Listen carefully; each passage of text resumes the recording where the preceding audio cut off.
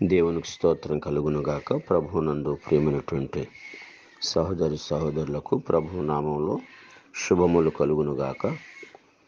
ఈ దినము మన జీవాహారం యొక్క వాక్యము నిర్గమాకాండము 23వ అధ్యాయము 23వ వచనం ధ్యానం చేద్దాం. నా దూత నీకు ముందుగా వెళ్ళును. మోషే నాయకత్వంలో ఇశ్రాయేలు నడిపిస్తున్నప్పుడు యెహోవా దేవుడు మోషేకు సెలవిచ్చిన మాట ఎట్లనగా, నా దూత నీకు ముందుగా వెళ్ళుచు అమోరీయులు, హిత్తీయులు, పెరిజ్జీయులు, కనానీయులు, హివ్వీయులు, యెబూసీయులను వారున్న చోటుకు నిన్ను రప్పించును. నేను వారిని సంహరించదను. ప్రభునందు ప్రియులరా, ఐగుప్తు నుంచి కానానుకు నడిపిస్తున్నటువంటి మార్గములో మోషే ఇశ్రాయేలు నడిపిస్తున్నప్పుడు కొన్ని జాతుల వారు ఇశ్రాయేలుకి ఎదురు తిరిగేవారు. కాబట్టి దేవుడు అంటున్నాడు, నా దూత నీకు ముందుగా వెళ్ళును. దూతను పంపిస్తున్నాడు దేవుడు అంటే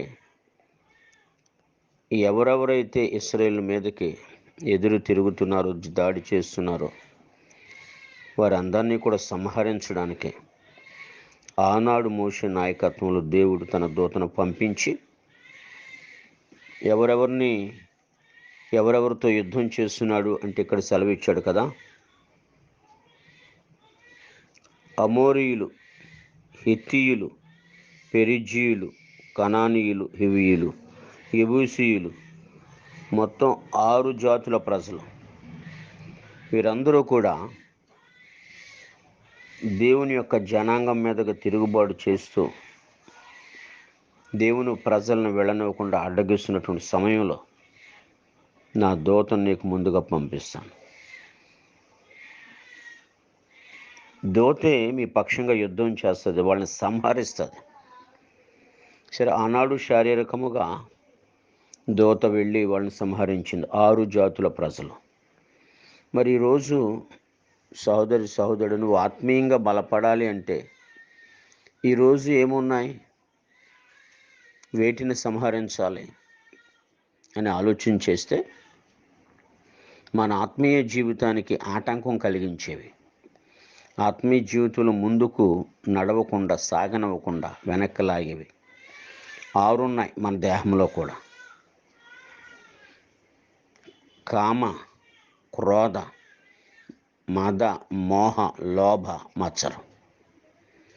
ఈ 6 కూడా మనలో ఉండి, ప్రతి క్రైస్తవంలో ఉండి వెనక్కి లాగుతున్నాయి. నువ్వు ఆత్మీయంగా ఎదగాలి అంటే, ఆత్మీయ స్థితిలో ఇంకా బలంగా ఉండాలంటే ఈ 6 కూడా నువ్వు జయించాలి.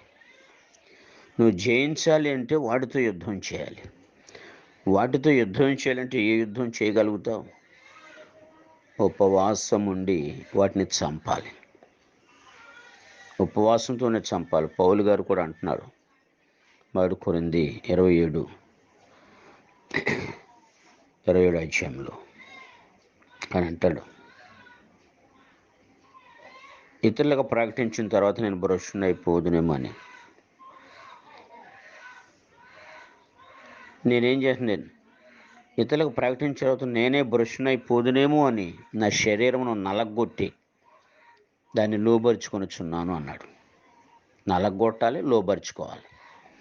శరీరం నలగొట్టబడకపోతే, దాన్ని నువ్వు లోబరుచుకోకపోతే అది నిన్ను, నీ ఆత్మీయతను లోబరిచేస్తుంది.